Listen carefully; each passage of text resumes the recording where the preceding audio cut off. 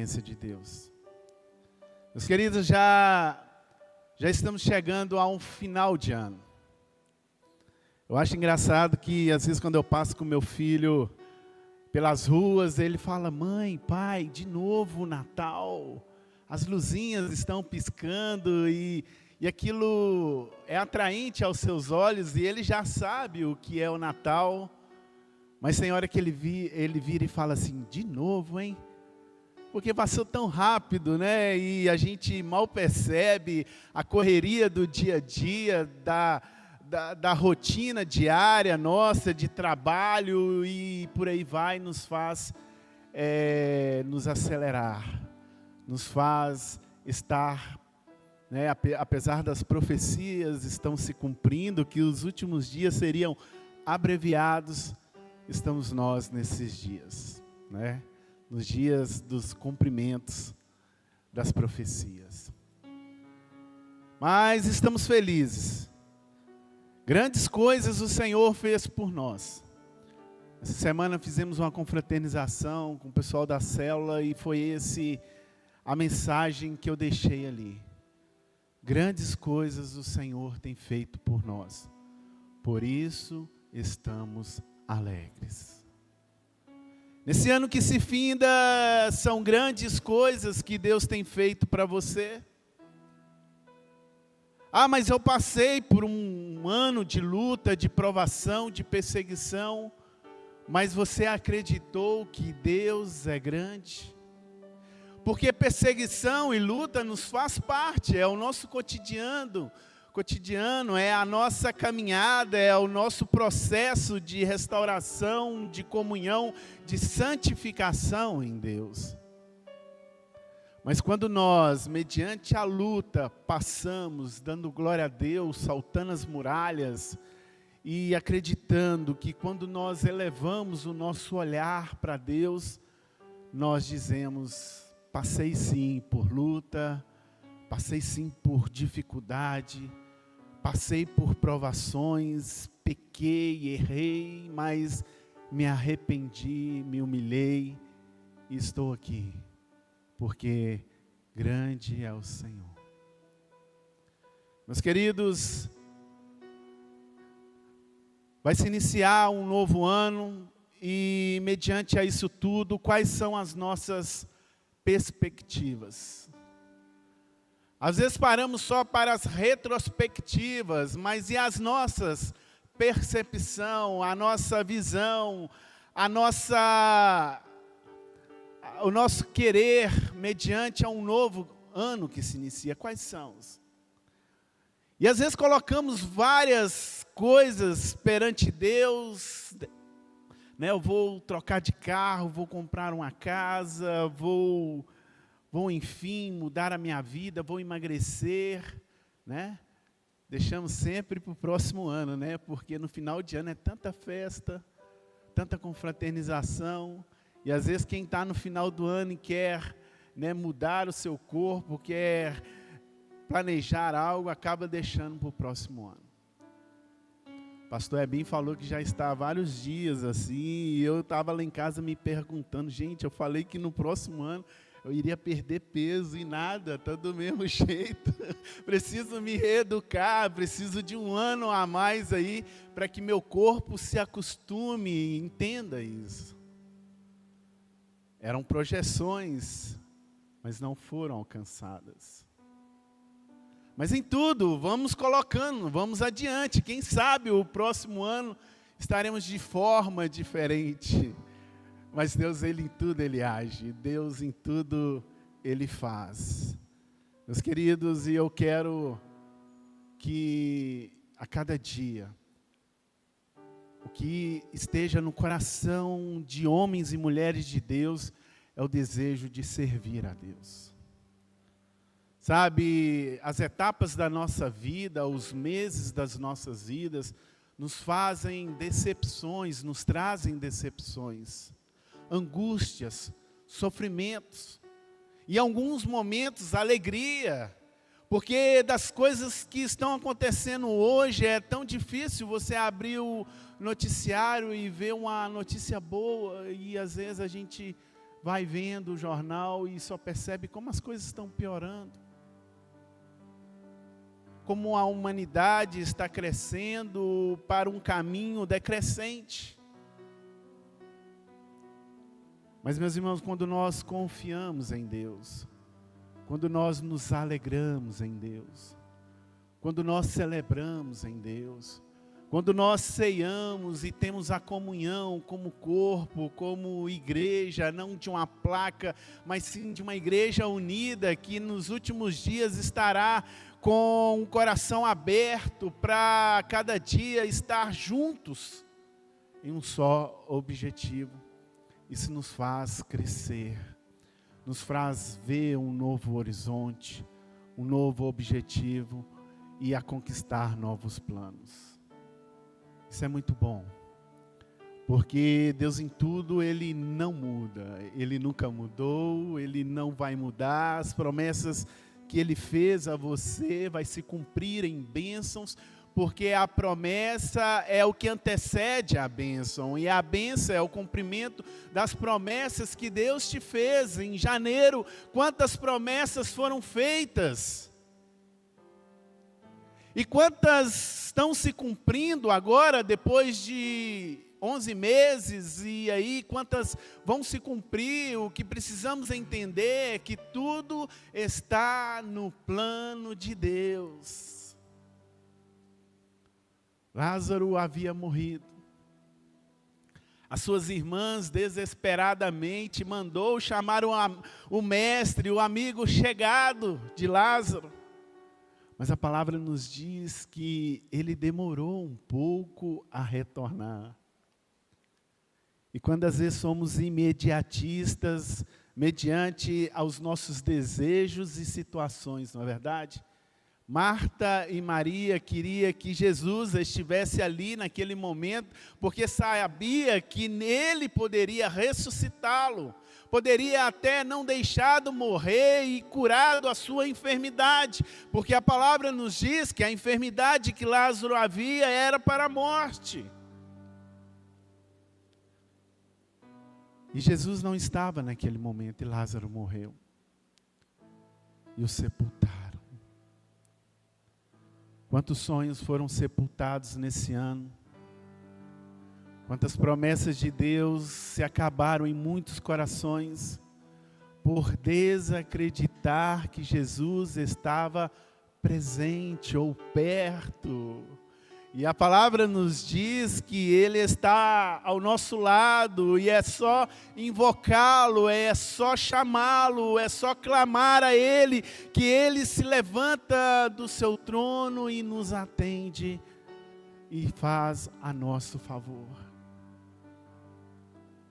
E às vezes na nossa limitação nós questionamos, será que vai ser este ano? No meu aniversário, quando eu ainda não tinha o meu filho Davi, e naquele dia 29 de julho, eu disse, Deus, eu quero um filho. Foi o clamor que eu fiz no meu coração, Deus sabia disso. Mas eu o confessei, eu disse a Ele. E naquele dia eu estava na igreja e oraram para mim e disse assim, olha, ainda este ano eu te darei o que você tem pedido. Forte, né? Uma palavra, uma promessa de Deus. E é interessante que depois disso eu saí da igreja ali com aquela promessa. Mas os dias foram passando e veio agosto e nada. E às vezes a gente quer as coisas para aquele momento. Aquele momento. Agosto, setembro e nada. Mas Deus disse que ainda este ano. E eu, por certo momento, eu comecei a questionar a Deus. Olha, Deus, ainda é este ano, não é? Porque às vezes a gente quer sempre confortar o nosso ego e saber, né? É como chegar para o outro e dizer, eu estou bonito, né? Estou bonito. Tá, não, você está bonito. Não, mas eu estou mesmo, você gostou? E assim, às vezes, quando fazemos com Deus, Deus, é esse ano mesmo. Eu lembro que em setembro, outubro se passaram, agosto, setembro, em outubro, aí chegou a notícia. Minha esposa, um dia, eu estava de 7 às 15 trabalhando, ela parece que abriu o laboratório, né? Que queria saber, estava sentindo já, e lá veio a confirmação que ela estava grávida.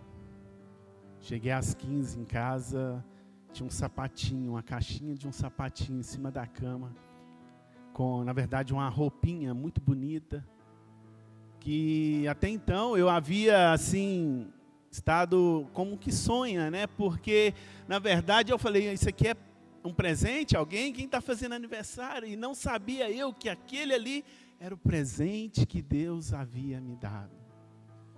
E louvado seja o nome do Senhor. Está aí hoje meu filho com 5 anos. Já há 5 anos que as bênçãos de Deus se cumpriram na minha vida. Lázaro ressuscitou. Lázaro ressuscitou.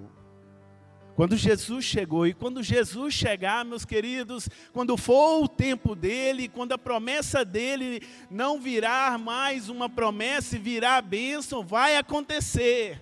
E meus irmãos, se a sua bênção não chegou ainda esse ano, ela vai chegar. Temos ainda até o dia 31, e se tiver na economia de Deus, vai ser hoje ou amanhã. Mas Deus está no controle de todas as coisas. Creia nisso. Ele é fiel e poderoso para agir infinitamente mais pelas nossas vidas. Foi assim que Deus ele operou em favor do seu povo em todo o tempo.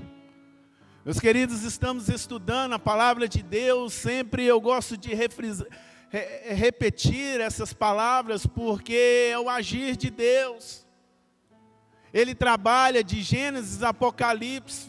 A Bíblia nos é dada para entendermos os projetos de Deus sobre a vida do homem. Onde homens e mulheres valentes, onde deram a sua vida, escreveram, inspiradas pelo Espírito, para que isso fosse um exemplo para as nossas vidas. E estudamos o livro de Samuel, dividido em 2 partes, 1º e 2º Samuel, onde Deus ele mostra que o povo rejeitou a Deus, o seu governo teocrático. O povo havia rejeitado Deus. E agora eles queriam uma monarquia igual aos demais povos. E talvez isso seja eu e você. Quando nós rejeitamos o governo de Deus, nós começamos a perceber que algumas coisas não caminham certas. Israel, o povo de Deus, começou a seguir agora caminhos que eram caminhos segundo o coração do homem. Foi assim, Saul, eleito homem segundo o coração do próprio homem. E Deus agora, ele mostra, ele fala, o povo me rejeitou. Quantos nessa última hora estão rejeitando a Deus? Estão acreditando numa ciência? Estão acreditando apenas numa teoria? E se esquecendo de Deus? Meus queridos, eu sou muito fascinado pela criação de todas as coisas. E às vezes eu vejo notícias de que descobriram uma galáxia, descobriram um negócio, uma estrela, e eu fico imaginando como Deus é grande, como a sua bondade dura para sempre, e Ele é de eternidade a eternidade. Aquilo que parece ser um descobrimento para nós é a ciência de Deus. Em todas as coisas, Ele é tudo, Ele fez tudo, e nada se evoluiu, tudo Ele criou. Prova disso que Ele nos criou. Por demais coisas, Deus disse, haja. E quando Ele nos criou, a palavra fala que Ele mesmo nos fez. E louvado seja o nome dEle, que nós somos a sua imagem e semelhança. E meus queridos, mediante a isso, nós vemos aqui situações onde agora Deus, Ele começa a mostrar ao seu povo que Ele era o governo. O governo é teocêntrico. O governo tem que ser de Deus. Quando nós colocamos a nossa vida, o nosso coração, a nossa caminhada perante Deus, Deus começa a abrir o mar vermelho, Deus derruba as muralhas, Deus nos faz transpassar pelo Jordão, Deus nos faz saltar muralhas. Então, meus queridos, nós percebemos que Davi é um homem segundo o coração de Deus, mas naquilo que ele errou, ele era apenas homem, necessitado, falho, pecador. E a gente começa a ver, nos demais domingos nós passamos aqui, o pecado de Davi e todas as suas consequências. O pecado é tão sério e gera tão consequências que nessa altura da palavra de Deus, já estamos no capítulo 19 de 2 Samuel, nós conseguimos ver que Davi, ele ainda ele sente tristeza, angústia, pelas consequências que ocorreram, e no capítulo 21, nós vamos começar a perceber pecados que Saul cometeu, e agora estão sendo reflexo ainda na vida do povo de Deus. Meus irmãos, brincar com o pecado é muito sério, porque a consequência do pecado é a morte. O salário do pecado é a morte. E nós, como cristãos, como falhos, como homens, nós precisamos ter uma seriedade nisso. E parar de achar que a graça nos acoberta. E achar que podemos pecar. E não é assim, meus queridos. Precisamos viver uma vida em processo, confiando em Deus. Meus queridos, no último domingo nós falamos sobre Aitofel e Uzai. E a gente conseguiu explanar aqui no domingo a questão da diferença de um aconselhamento que foi dado a Absalão, filho de Davi, que revoltou contra o reino de seu pai. E agora Aitofel, ele segue Absalão, ele segue a revolta, ele aconselha aquele que havia se levantado contra o ungido de Deus, e a palavra nos diz que o final dele foi a morte. Uzai, em todos os casos, foi um homem enviado por Davi, usado por Deus, para que a oração de Davi fosse atendida. O que Davi, ele orou, ele falou: Senhor, transforma o pensamento, o conselho de Aitofel sobre a minha vida. E naquele dia, a palavra nos diz, quando Aitofel entrou perante Absalão, a palavra nos diz que Aitofel deu um conselho: olha, essa noite nós vamos entrar e ir atrás de Davi, nós vamos o matar, vamos preservar o povo, e agora, Absalão, você vai ser rei sobre todos. Mas Uzai disse ao contrário. Uzai falou assim: esta palavra que Aitofel tem trazido não é uma palavra boa. Não é. E Uzai ali dá alguns conselhos, dá algumas palavras que cumprem o pedido de Davi sobre a sua vida. E meus queridos, nós começamos agora no capítulo 19. Abre sua Bíblia em 2 Samuel, capítulo 19, que diz, o título aqui é o luto de Davi. Coitado de Davi, era um homem atribulado, cheio de luto.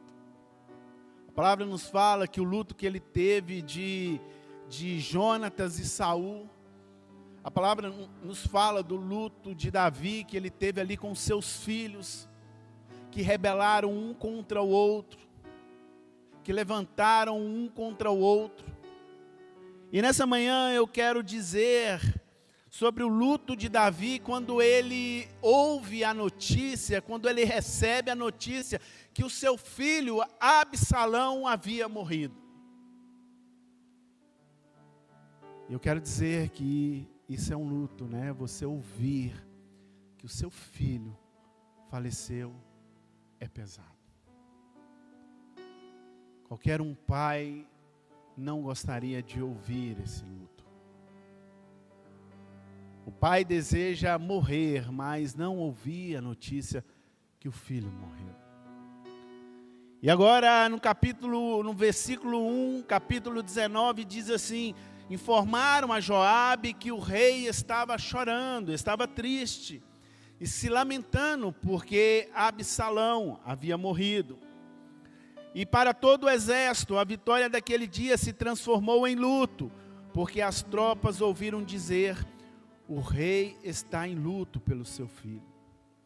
E naquele dia o exército ficou em silêncio na cidade, como faz os que fogem humilhados na batalha.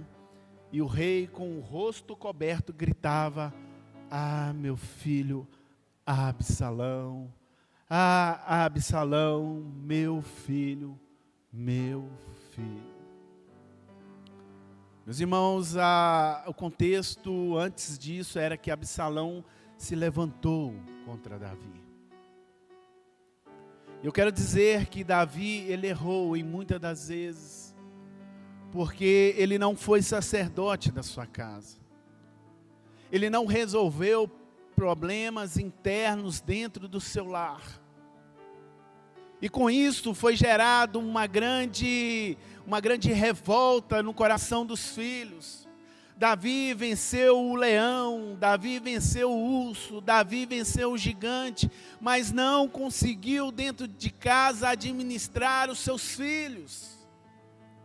E meus queridos, isso é uma palavra muito direta para nós pais, porque possamos ser grandes homens e mulheres, mães e pais, serem grandes empreendedores, serem grandes pessoas de caráter, mas se dentro de casa, dentro do nosso lar, não conseguimos administrar tudo isso, vamos perder a batalha. A notícia que Davi, ele ouviu foi que Absalão estava morto.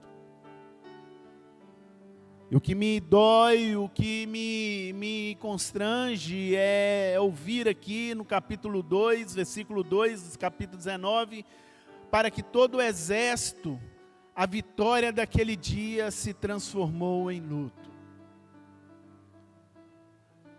Absalão, ele entra dentro do reino de Davi e agora cria uma grande revolta. Nos versículos anteriores nós vamos ver isso. E a palavra nos fala que Davi precisou sair, precisou correr para não entrar em um conflito direto com seu filho. E Davi foge para os montes e Absalão agora começa a querer dominar o reino.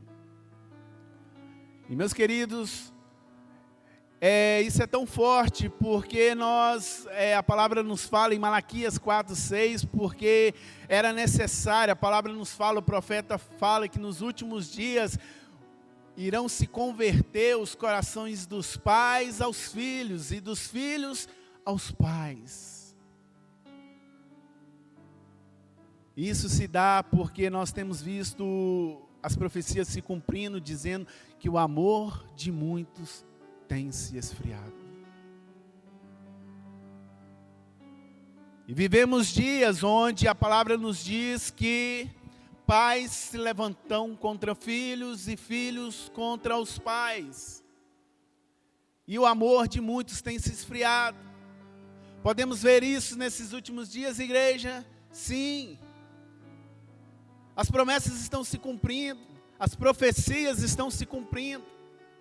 E agora nós vemos, após ali aquela rebelião, aquele momento, e há um exército ali que se levanta, o exército de Davi, o exército de Absalão, e Davi tinha dito em tudo isso: olha, não mate Absalão, traga aqui o meu filho. Foi um pedido explícito de Davi ao seu exército. Só que no calor da batalha, estava ali os demais exércitos em combate, em um bosque, a palavra nos fala que Absalão, agora no seu cavalgar ali, junto com o seu animal, ficou preso com seus cabelos na árvore. E ficou preso ali, e um dos seus comandantes de Davi foi lá e matou Joabe. E então chega aquela triste notícia de que o povo havia vencido a guerra, havia vencido a batalha. Era um dia de alegria para o exército, mas para Davi não era. Davi havia vencido a batalha, mas perdido a guerra.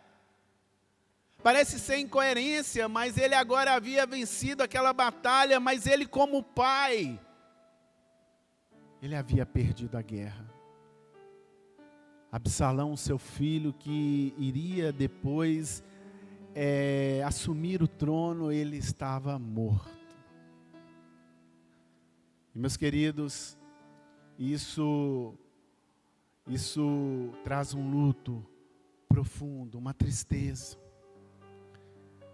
E em poucos anos na vida, na família de Davi, ele vê grandes dores e perdas de muitas formas.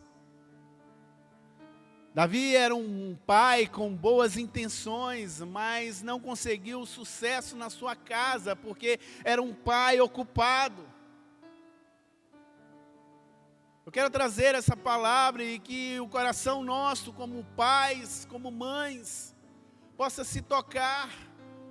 Porque, olha que interessante, Davi colocou só nome bonito nos seus filhos. Era um homem que tinha muitas intenções. Absalão, Absalom, pai da paz.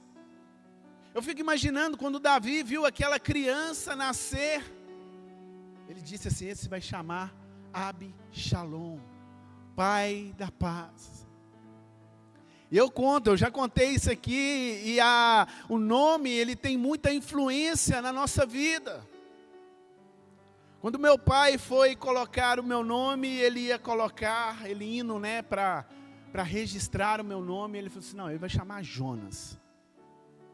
Só que eu acho que no meio do caminho, ele falou: não, Jonas não, Jonas, esse nome não é legal, tem que chamar Daniel, é mais bonito.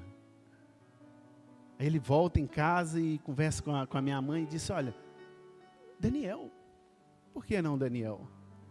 Aí concordaram, colocou Daniel, Deus é meu juiz. Quando eu ia colocar o nome do meu filho, eu e minha esposa, nós tínhamos 3 opções. Davi, Natanael, que eu brincava com ela, é Natália com Daniel, ó, certinho, Natanael, dom de Deus. E Pedro, pedra, forte, de caráter. Eu lembro que um dia eu abri a palavra de Deus, eu queria, se Deus fala comigo, e eu tenho um versículo guardado, não me lembro agora, mas Deus falou assim: farei dele pastor. Eu falei: pô, é Davi. Davi era pastor de ovelha, homem segundo o coração de Deus, amado. E colocamos o nome dele, de Davi, apesar dele ter Rocha, que está muito ligado a Pedro, e Davi Silva Rocha, ficou esse nome. E Absalão, ele recebe esse nome, Deus, Pai da paz. Adonias, aquele que pertence a Adonai, olha que nome lindo. Salomão, o amado do Senhor. Quantos pais aqui não colocaram o nome, não porque achou somente bonito, mas porque sabe que tem um significado? Verdade, Abim? Judas, tem algum pai que colocou o nome de Judas? Tem? Tem, irmã? Não.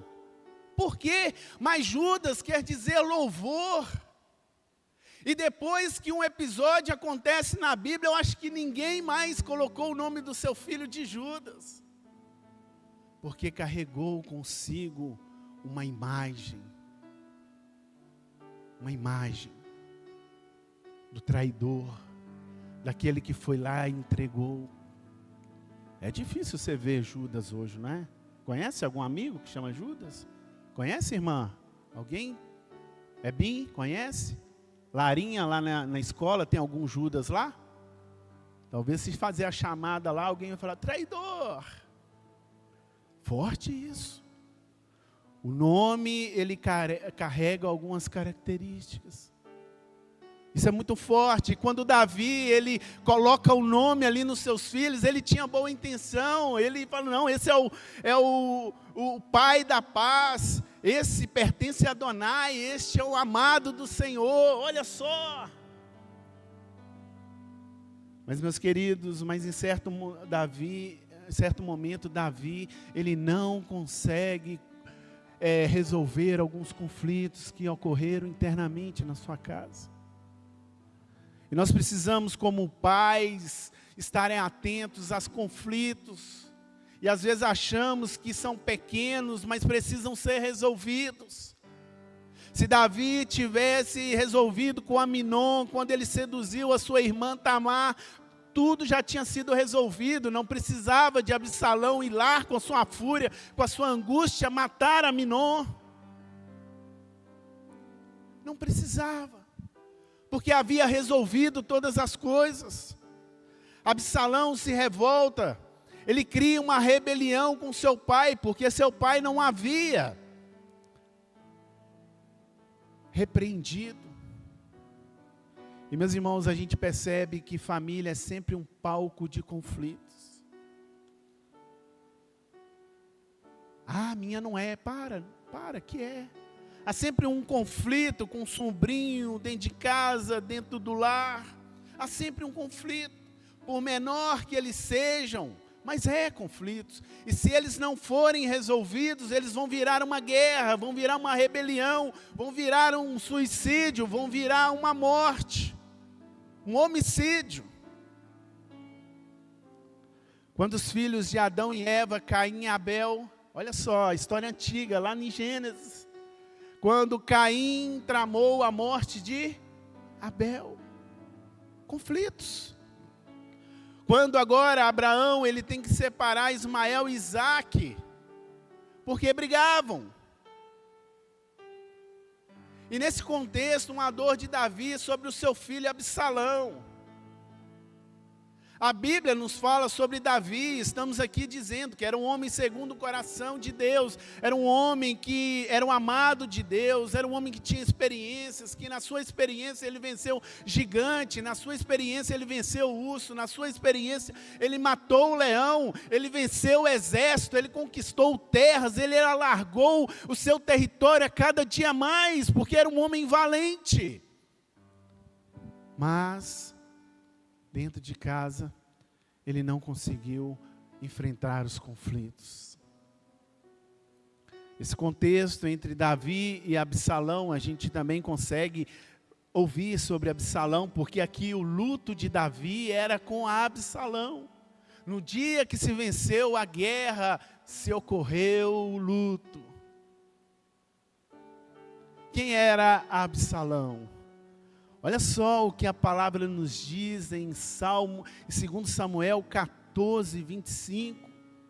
Em todo Israel não havia ninguém que fosse tão belo como o jovem Absalão, o qual era elogiado por todos em virtude da sua beleza física.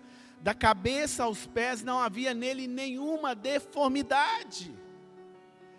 Era um filho lindo. Era o pai da paz.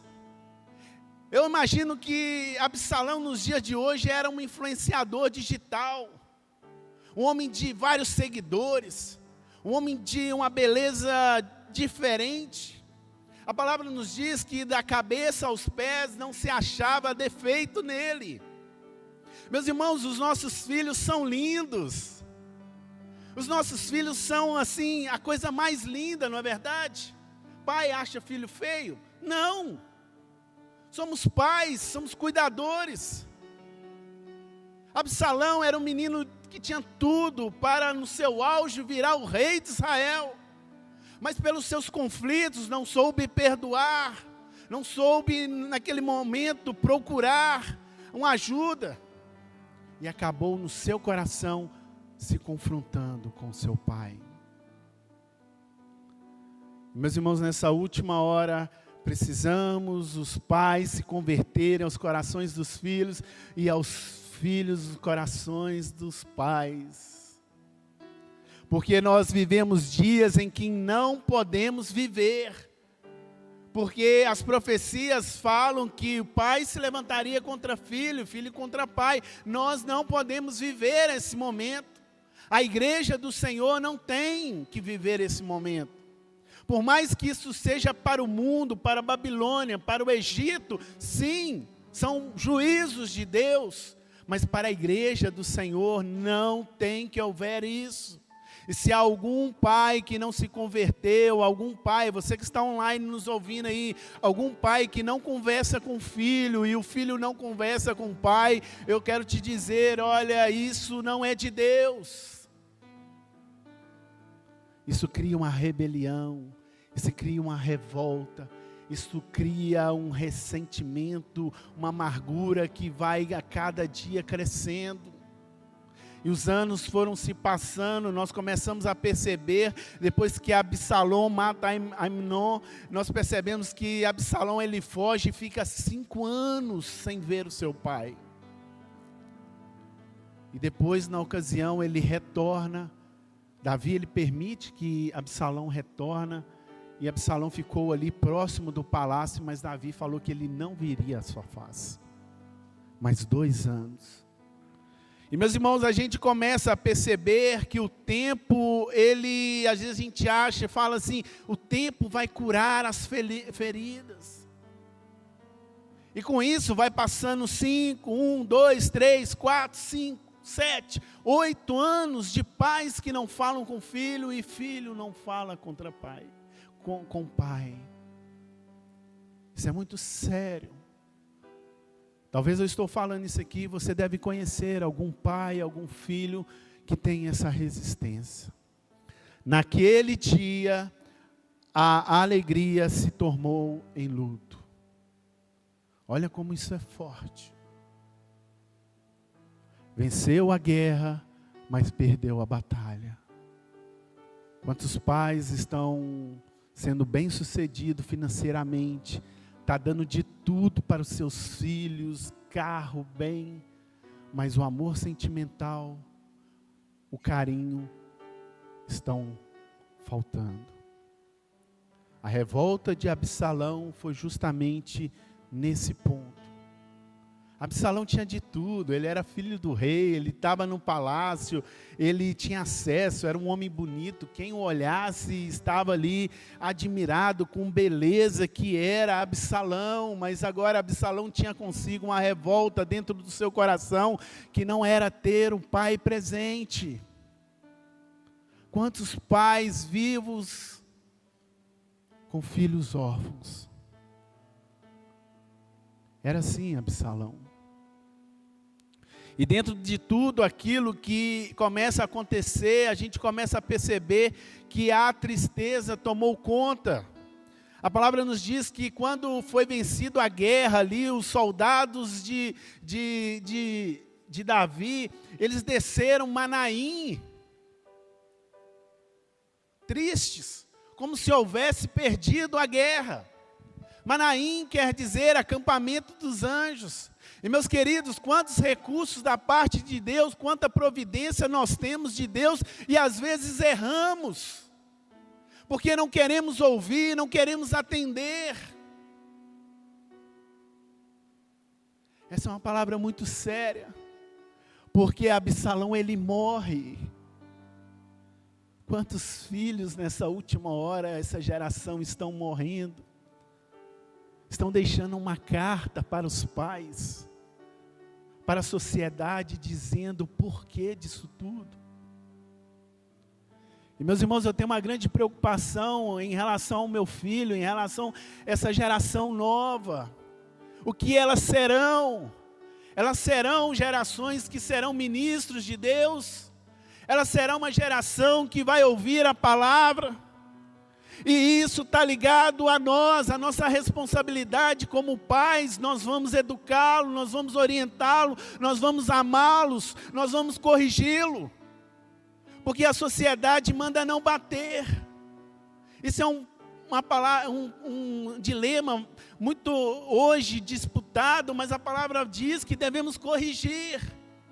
Não devemos levantar a ira, mas devemos corrigir. Eu sou de um que apanhou muito e nem por isso sou revoltado com isso. Porque todas as vezes que fui repreendido foi com unção, foi com palavra. E quando há sabedoria, meus queridos, nós vamos entender. E agora, Davi negligencia sua paternidade, isso custou muito caro. Davi não repreendeu seus filhos, não resolveu os conflitos familiares, não foi justo com alguns filhos que na verdade precisavam naquele momento de repreensão. Quando Absalão ele volta, ele pede para que vesse seu pai. A palavra nos diz que Davi só dá um beijo nele e pronto. Absalão havia matado seu outro irmão. Vai ter hora que vai precisar da repreensão sim, meu querido. Tem a hora que você vai precisar chamar seu filho e vai falar duro com ele. Tem hora que, mãe, você vai precisar chamar sua filha e vai falar de forma bem pesada. Porque se você não falar, o mundo fala e leva ainda para os caminhos errados. Precisamos ter postura, somos sacerdotes, somos homens e mulheres de Deus que a cada dia queremos ver o melhor para a nossa família. Davi errou nisso. Quando ele poderia ter pegado Absalão, dado sim a repreensão e talvez depois o carinho. Interessante que é igual aquelas formiguinhas, né, que vem, pica, mas depois passa o remédio, não tem um negócio assim? Às vezes a repreensão é assim, a gente duramente fala com os nossos filhos, fala com alguém, mas depois há o carinho. Não tem nada disso de anormal, não é antibíblico isso. A gente deve amar os nossos filhos, não levá-los à ira. E agora Absalão, em vez de falar, eu imaginava que Absalão falasse assim: não, meu pai vai me repreender por aquilo que eu fiz, eu matei o meu meio-irmão. Mas não, Absalão achou que era normal, o pai só deu um beijo e o liberou. Davi não conversou com Absalão após ele permitir que ele retornasse a Jerusalém. A ausência de diálogo tem matado muitos relacionamentos. O diálogo, a conversa, o olho no olho. Essas crianças de hoje só em telas virtuais. Isso é um perigo, cuidado. Não sou contra, eu só acho que tem que ter limite, tem que ter tempo para tudo. É tempo de plantar, tempo de colher, é tudo. A Bíblia fala, ao dia, à noite, a chuva, a sol, é tempo para tudo. As crianças hoje não têm olhado mais os pais. Teve um certo momento, como pai de primeira viagem, eu via que meu filho, minha esposa, via que meu filho comia muito bem na frente da televisão ou do celular. Era ótimo. Davi estava até engordando. Mas espera aí, um dia eu parei e falei com minha esposa assim: a partir de hoje, eu como sacerdote, eu falei assim: a partir de hoje o Davi não vai comer mais na frente da televisão. Com carinho, né? Lógico. No diálogo. E eu falei isso com ele: meu filho, a partir de hoje nós vamos sentar à mesa. Hoje é dia de ceia. Dia de sentar à mesa. Dia de reconhecermos o corpo de Cristo. Dia de fazer lembrança ao sacrifício de Jesus ali na cruz. E se talvez eu ficar disperso e achar que essa ceia é só um momento qualquer, uma rotina, um dia a dia, que eu posso fazer isso na minha casa a qualquer momento, e posso fazer, isso vai virar uma repetição. Mas quando eu cheguei, falei com a minha esposa e meu filho: a partir de hoje nós vamos almoçar juntos, na mesa, em comunhão. Os primeiros dias foram difíceis, ele disse que não queria comer, que não sei o que lá, e que não, se você não me dá eu não vou comer e tal, coisa de criança. Mas hoje, falamos com ele: Davi, é hora de almoçar. Ele larga tudo, e vem para a mesa. Eu quero dizer, igreja, que se a gente nessa última hora não dar lugar para as coisas deste mundo e deixar as coisas que nos prendem aos prazeres deste mundo e viermos para a mesa, nos assentarmos em comunhão, estarmos juntos como igreja, como uma família unida, nós vamos começar a ver as bênçãos do Senhor. É como Davi chamou Mefibosete: Mefibosete, você vai sentar à mesa comigo. Ele era aleijado, ele tinha dificuldade de andar, o seu passado o condenava, ele estava em Lodebar, mas quando ele foi chamado à mesa, ninguém mais viu o seu defeito. Ele era agora da mesa do rei. Quais são os seus defeitos, irmão? Quais são as suas limitações? Deus tem te chamado à mesa. Talvez você seja um pai que não fala com seu filho, ou às vezes tem um problema sério dentro do seu lar, no seu casamento, no seu relacionamento. Talvez seja você. Mas se você vier à mesa, Deus vai começar a te alimentar.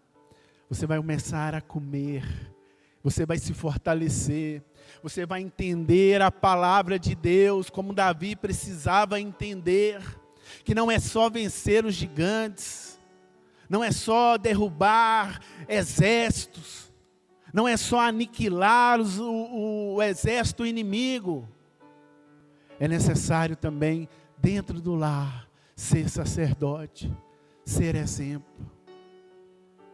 Muitos cristãos estão saindo muito bem em uma carreira profissional, mas estão esquecendo de liderar com excelência dentro das suas famílias. Tudo isso gera alguns conflitos. Absalão, ele não liberou perdão quando Aminon, ele teve ali um relacionamento com Tamar, a sua meia-irmã. Absalão, ele não liberou perdão. Absalão não soube dialogar, ele não conversou, ele apenas fugiu. Quantos filhos precoces estão saindo da casa dos pais porque não está tendo diálogo, não está tendo conversa, comunicação. E filhos saindo, como foi o filho pródigo. Não da parte do pai, às vezes em relação ao próprio filho. Absalão, ele conspira contra o seu pai. E Malaquias 4:6 fala que era necessário converter o coração dos pais aos filhos e os filhos aos seus pais, para que eu não venha e fira a terra com maldição. Muito forte isso. Muito forte é isso. A vitória naquele dia se tornou em tristeza por todo o exército, por todo o povo. Absalão morre, Davi venceu a batalha, mas perdeu. Venceu a guerra, mas perdeu a batalha. Estamos vivendo um momento de choro, meus queridos. Estamos vivendo um momento onde a gente vê pais chorando, filhos se lamentando, filhos chorando pela presença de um pai vivo, e pais vivos chorando pelos filhos que também estão vivos, mas estão separados. E uma geração conturbada, de pessoas que não estão sabendo se dialogar, se conviverem, se amarem.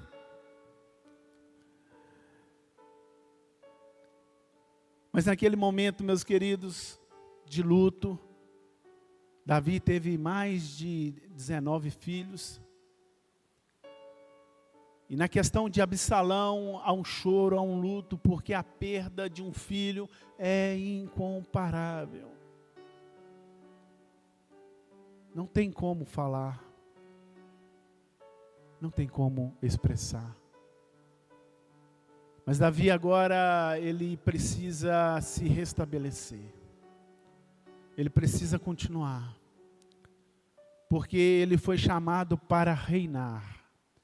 Ele foi chamado para liderar. E meus queridos, o povo chama ali a Davi, olha, Davi, vem governar, vem liderar. Ele precisava assumir a sua posição, ele havia estado ainda nas montanhas, ele estava ainda perplexo com tudo aquilo que aconteceu. Quantos de nós não ficamos perplexos em meio àquilo que acontece, meu querido? Ficamos desorientados. E há uma preocupação muito grande que hoje os recém-casados, às vezes você fala assim, e aí, quando que vai vir o neném? Não é verdade? E muitos estão dizendo assim, não quero ter filhos. Não quero. Filhos são promessas de Deus. A palavra nos diz que a gente deveria se unir no casamento, um ao outro, e povoar a terra, não é verdade? A galerinha nova aí, de recém-casados, não quer povoar a terra. Eu estou precisando povoar mais. Só tem um, né? Mas precisamos, a cada dia, ter a essência que nós geramos. A mulher gera, o homem tem vida, a mulher gera. E há uma história, uma balela, onde não, ter filhos nesse mundo é bobeira, é dor de cabeça. Mas a palavra fala que os filhos são herança do Senhor. Ah, mas eles vão crescer, mas a palavra nos diz que os filhos são como flecha na mão do valente. Eu falo sempre com a minha esposa, o Davi vai crescer, ele é homem, ele vai crescer e daqui um dia ele vai embora, é como a flecha, né? O João vai daqui um dia, vai crescer, vai embora. Mas quando ele for, eles estão preparados. E quando eu falo de ir embora, meus queridos, não é para outro país, não. Eles vão seguirem a sua rotina, o seu dia a dia, vão casar, vão ter família. Como eu, um dia também, saí do lar dos meus pais para viver a minha vida de casado, ter filhos. E aí, quando eles saírem, eles estão preparados? Isso cabe a nós, pais, prepararem os nossos filhos. São como flechas na mão do valente. Nós, pais, somos valentes. Criamos os nossos filhos a cada dia, lutando na correria, no dia a dia, né? E vamos lançar flechas. Meus queridos, agora Davi, ele precisava se preparar, porque a vida continuava. A vida seguia. E quando Davi, ele é chamado ali para governar, ele é chamado ali para voltar, para assumir Israel, para assumir Judá, porque o povo manda mensagem, olha Davi, vamos voltar. Mediante o luto que você está passando, Deus está te chamando, olha, vamos voltar, vamos continuar. Há uma obrigação, você como pai, você como mãe, de continuar. Não para. Ou você vai cair numa depressão e morrer em tudo. Não é isso que Deus quer para você. Deus quer preparar mães e pais para este momento. E a palavra nos diz, quando Joabe, ele fala assim, quando Joabe chama Davi, fala, olha Davi, o povo está te chamando. Vamos lá. Vamos continuar. Deus está te continuando, Deus está te chamando também para essa caminhada. Como pais, como mães. E interessante que agora Davi, ele precisa atravessar o Jordão. O Jordão significa aquele que desce, ou o que desce.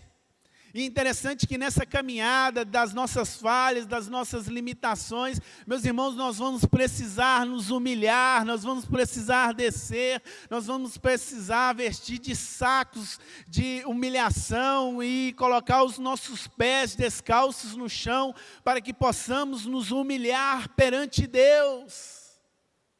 Vai ter momento que vamos errar e vamos precisar pedir desculpa aos nossos filhos. Assim como os nossos filhos vão precisar, em certo momento, errar e também pedir desculpa. Mas nós vemos uma geração agora que não erra, né? E mesmo se errar, a razão, a vaidade toma conta do coração. Aqui, quando Davi ele é convidado a voltar, no versículo 15, nos diz aqui que os homens de Judá foram a Gilgal ao encontro do rei para ajudá-lo a atravessar o Jordão. Meus queridos, Judá nos fala de louvor.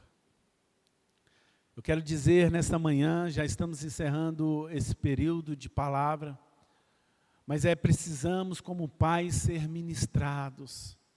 Precisamos como os pais dar lugar ao Espírito Santo de Deus. Muitos pais de primeira viagem vão precisar de aconselhamento, vão precisar de orientação. E só o Espírito Santo para nos direcionar nessa última hora, onde o amor de muitos tem se esfriado, onde precisamos nos converter. E Judá quer dizer louvor. O louvor, ele toca o nosso coração. E é interessante que Simei foi ao encontro de Davi com mais 1000 homens. Meus queridos, nós temos sim recursos. Nós temos sim momentos para assim alcançar de Deus uma orientação. Quantos pais aqui nessa manhã? Todos, né? Praticamente todos os pais, né? Podemos um com o outro nos aconselhar, nos perguntar, saber. Eu não sabia nem trocar uma fralda quando meu filho nasceu. A gente aprende, né, Bim? E rápido, tá? Porque depois que aconteceu, tem que trocar. Não é verdade? Então nos aconselhamos uns aos outros. Mas o necessário de tudo é nos humilhar. Davi, ele precisou se humilhar.